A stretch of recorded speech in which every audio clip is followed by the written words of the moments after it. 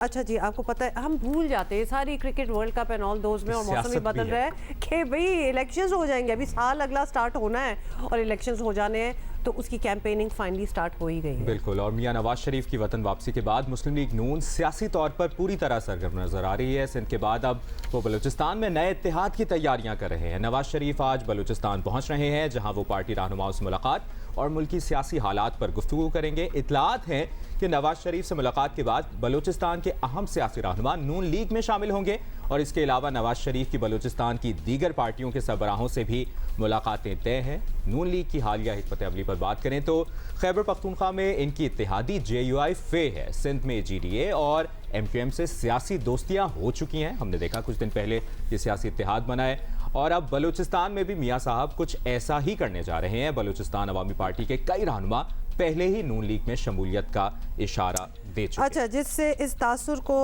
तकवीत मिल रही है कि नून लीग अगले इलेक्शन में कौमी हुकूमत की तर्ज पर हुकूमत बनाना चाहती है। और दूसरी तरफ आपको ये भी बता दें, पीपल्स पार्टी को नून लीग की सियासी सरगर्मियाँ कुछ मशकूक लग रही हैं और उन्हें लगता है कि नून लीग को पसे पर्दा ताकत और हल्कों की हिमायत हासिल है। हल्कों की हिमायत बिल्कुल। और साथ ही बता दें, chairman People's Party Bilawal Bhutto ने नून लीग का नाम लिए बगैर कहा कि PTI की नकल करके इलेक्शन लड़ने वाले नाकाम होंगे। सुनिए क्या कहा उन्होंने। फरवरी में काफी जमातों के लिए पाकिस्तान के अवाम सरप्राइज देंगे। ये जो अपने कमरे में बैठ के मंसूबे बना रहे हैं, जो अपने कमरे में बैठ के अभी से अपना इलेक्शन रिजल्ट्स डिक्लेयर करवा रहे हैं, उनके लिए पाकिस्तान के अवाम 8 फरवरी को जवाब देंगे। अच्छा जी, नून लीग रहनुमा ख्वाजा साद रफीक ने अपने उन सियासी हरीफों का पेशगी शुक्रिया अदा किया है जिन्हें लगता है कि मियां साहब अगले वज़ीर आज़म होंगे। हम हर उस दोस्त के और सियासी हरीफ के शुक्रगुजार हैं जिसे ये यकीन हो गया है कि अगले वज़ीर आज़म मियां मोहम्मद नवाज शरीफ होंगे। इस पे मैं उनका शुक्रिया अदा करता हूँ। बाकी ये जो चार्जशीट है ये पॉलिटिक्स में चलती है। आखिर आपने इलेक्शन में जाना है, कुछ कहना है, वोटर से वोट लेना है। अगर आपने anti-PMLN वोट कलेक्ट करना है तो कोई बात कहेंगे तो वोट मिलेगा ना आपको। इसलिए इतनी छूट मेरा ख्याल है हमें अपने दोस्तों को दे देनी चाहिए। अच्छा, ज़रा आपको समझा दें कि मुस्लिम लीग नून का तीनों सूबों में इंतखाबी इत्तेहाद करना पीपल्स पार्टी को इसलिए भी अच्छा नहीं लग रहा क्योंकि माजी में नून लीग ने इंतखाबात से पहले सियासी इत्तेहाद के लिए जोड़ तोड़ नहीं की। और इसकी एक वजह ये भी हो सकती है कि नून लीग को लगता है कि अकेले अपने बलबूते पर इलेक्शन शायद आज के हालात में बहुत मुश्किल हो जाएगा। Alliances will have to work out. Asma Shirazi हमारे साथ दूसरी जमातों का सहारा तलाश कर रही हैं और ये बात आसमा शिराजी साहिबा से जानने की कोशिश करते हैं कि क्या सिचुएशन बनती देख रही हैं। आसमा शिराजी साहिबा, शुक्रिया आपके वक्त के लिए। पाकिस्तान मुस्लिम लीग नून की ये वाज़ेह स्ट्रेटजी लग रही है कि वो सिंध के बाद बलूचिस्तान और खैबर पख्तूनख्वा में इंतखाबी इत्तेहादों के साथ ही जाएगी। उमूमी तौर पर इलेक्शन के बाद इत्तेहाद बनाने का रवाज रहा है, लेकिन मुस्लिम लीग नून इस बार कुछ अलग कर रही है। वजह क्या समझें इसकी? देखिए, इसकी वजह यह है कि एक जो खदोखाल हैं हुकूमत बनाने के लिए या जो लवाजमात हैं वो पहले ही पूरे किए जाएं और ये सारी तासुर की ज़ाहिर गेम है। और इलेक्शन से पहले एक इस तरह का माहौल वजूद में आ जाए कि यूँ लगे कि पाकिस्तान मुस्लिम लीग नवाज ही हुकूमत बनाना चाह रही है और इसका फ़र्क जो है और इसका जो असर है वो पंजाब में और पंजाब के वोटर और सपोर्टर के ऊपर भी ख़ास करके पड़ता है। तो जब आपके पास एक कम्फर्टेबल जो तादाद है वो इलेक्टेबल्स की बलूचिस्तान से आ जाए, जो कि एक सेफ़ हेवन है इलेक्टेबल्स के लिए, और दूसरी तरफ से अगर सिंध के अंदर एक अलाइंस में जाके वहाँ से आप कुछ स्ट्रेंथ हासिल कर लेते हैं और इसी तरह से JUIF के साथ भी और बलूचिस्तान में भी JUIF काफ़ी इम्पॉर्टेंट है और काफ़ी स्ट्रॉन्ग है।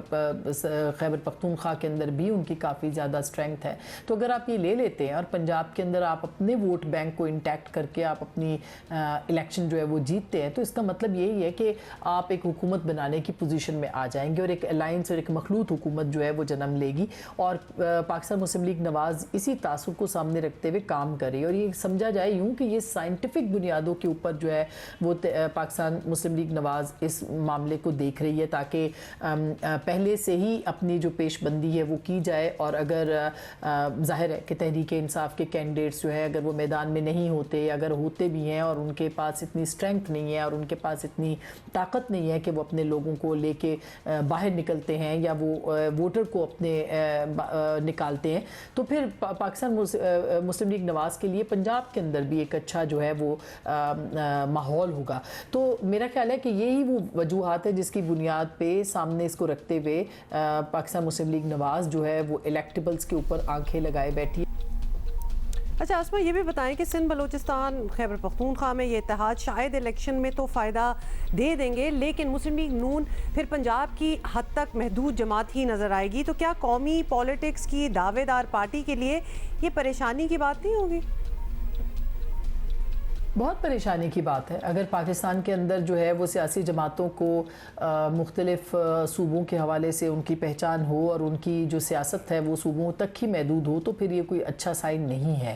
अगर आप देखें कश्मीर के अंदर भी और दीगर जमातें, इसमें कोई शक नहीं है कि PMLN और पाकिस्तान पीपल्स पार्टी को ख़ास करके पिछले 5 या 4 सालों के अंदर उस तरह की स्पेस बाकी जगहों के अंदर नहीं मिली, लेकिन ख़ुद पीपल्स पार्टी और PMLN ने भी उसके लिए कोशिश नहीं की। मसलन यही जो PMLN इस वक्त सिंध के अंदर अपने अलायंस बना के और उसके अंदर जो है वो सियासत के अंदर एक्टिव होने की कोशिश कर रही है, ये पहले भी किया जा सकता था। इसी तरह से पाकिस्तान पीपल्स पार्टी जो कि अपने आप को महदूद किए हुए पंजाब सिंध तक, वो भी पंजाब के अंदर जो है वो एक्टिव हो सकती है। हमें नहीं नज़र आता कि वो इस कदर वहाँ पे एक्टिव हो। सबकी नज़र जो है वो इलेक्टेबल्स के ऊपर है, पाकिस्तान पीपल्स पार्टी हो या पाकिस्तान मुस्लिम लीग नवाज़ हो, क्योंकि सबको पता है कि सिस्टम के अंदर जो इलेक्टेबल्स हैं या जो हमेशा से जीतते चले आ रहे हैं उनकी क्या जगह है, और उन्हीं के दर पे जो है वो सियासी जमातें होती हैं, उन्हीं के इर्द गिर्द मंडलाती रहती हैं। ये जो एक सियासत है जो सूबाई उसके अंदर जाके मर्ज हो गई है, अनफॉर्चुनेटली ऐसा नहीं है कि गुंजाइश नहीं है। आज़ाद कश्मीर के अंदर भी, गिलगित बल्तिस्तान के अंदर भी पाकिस्तान पीपल्स पार्टी, पाकिस्तान मुस्लिम लीग नवाज़, इवन तहरीक इंसाफ का बड़ा साइज वहाँ पे मौजूद है। और इसी तरह से अगर आप देखें कि खैबर पख्तूनख्वा के अंदर JUIF एक बड़ी पार्टी के तौर पे वहाँ पर सामने आती रही है, और इसी तरह से पंजाब के अंदर तहरीक इंसाफ है, और पीपल्स पार्टी को गुंजाइश वहाँ पे ना मिली, ना उन्होंने गुंजाइश वहाँ पे बाद में निकालने की कोशिश की। और ये शायद एडजस्टमेंट्स थी जो 16 महीने की के अंदर हुकूमत में भी हमने देखी, जिसकी बुनियाद के ऊपर इसको इग्नोर किया गया। तो अब अगर सियासी जमातें अब भी सीखें और इंतखाबात से पहले अपने मुख्तलिफ सूबों के अंदर अपनी सियासत को की गुंजाइश पैदा करें, तो ये एक अच्छा आसमा, एक सवाल इस पार्टी की इंतखाबी मुहिम से मुतालिक भी पूछा जा रहा है कि जब सभी जमातें अपने जलसे शुरू कर चुकी हैं, मुस्लिम लीग नून क्यों नहीं कर रही? ये ज़्यादा ही खुद एतमाद नहीं हो गई कि हम तो पहले से इलेक्शन जीते बैठे हैं, मुहिम की इस वक्त क्या ज़रूरत? क्या ये सोच रही है मुस्लिम लीग नून? जी बिल्कुल, इलेक्टेबल्स की सियासत से तो यही नज़र आता है कि पाकिस्तान मुस्लिम लीग नवाज़ को इस बात का अंदाज़ा है, उसका उनको ख्याल है कि चूँकि हमारे पास इलेक्टेबल्स हैं और इलेक्टेबल्स की सियासत जो है वो हमेशा से एक ख़ास इशारे के ऊपर होती है, तो उनको इस बात का यकीन है कि उनके साथ ही ये लोग आएंगे। ऐसा नहीं है कि वहाँ पर धांधली होगी, इन लोगों को वाकई लोग जो है वो वहाँ के वोट करते हैं। लेकिन ये बात कि इलेक्शन मुहिम का ना शुरू होना, ये अचंभे वाली बात है। हो सकता है इसके लिए कोई कैलकुलेशन जो है वो की हो, कोई स्ट्रैटेजी बनाई हो पाकिस्तान मुस्लिम लीग नवाज़ ने कि आपने पंजाब के अंदर कब निकलना है, मियां नवाज शरीफ ने कब निकलना है। हो सकता है कि वो इसके ऊपर होमवर्क कर रहे हो, लेकिन यही वो वक्त है कि जिसमें आप इंगेजमेंट जो पब्लिक के साथ है उसके अंदर आप एक बात करते हैं, लोगों के पास जाते हैं। मसलन जब आप आए, जब नवाज शरीफ साहब वतन वापस आए तो उन्होंने एक बड़ा जलसा किया, और काफ़ी बड़ा जलसा था, इसमें कोई दो राय नहीं है। उससे एक माहौल बना, उससे एक मोमेंटम बना, लेकिन उसके बाद वो दोबारा से जिसे कहना चाहिए वो शेल्टर में चले गए, जिसके बाद वो मोमेंटम जो है वो टूट गया। ये वो पॉलिटिक्स है जिसमें कि आपको डे टू डे बुनियादों, ख़ास करके अगर आप देखेंगे तहरीक इंसाफ ने गुज़िश्ता, या चेयरमैन तहरीक इंसाफ ने गुज़िश्ता कुछ अरसे के अंदर अपना जो वोटर और सपोर्टर है उसको ट्यून किया है कि वो डेली बेसिस के ऊपर जो है वो हैमलिंग होती थी और उसको एक उन्होंने गैप नहीं आने दिया पब्लिक के साथ। ये जो जो बाकी जमातें इसको गेज नहीं कर पाई उस तरह से कि वो उस गैप को एवॉइड कर सकें। सो मेरा ख्याल है अभी भी इंतखाबात अगर 8 फरवरी को, और जो कि होने 8 फरवरी को, उससे पहले ये मिनिमम टाइम जो है उनके पास अवेलेबल है कि जिसमें आवाम को इंगेज करें, उनके पास जाएं, उनको मंशूर बताएं, उनको अपने काम बताएं, सारी सियासी जमातें और ख़ास करके PMLN कि वो इस पर भरोसा ना करे कि बंद कमरे की जो सियासत है उसके अंदर जो है वो पॉलिटिक्स करनी है। इससे पहले पाकिस्तान की सियासत को बहुत नुकसान हुआ है। बहुत बहुत शुक्रिया आपका आसमा। आसमा शराजी साहिबा।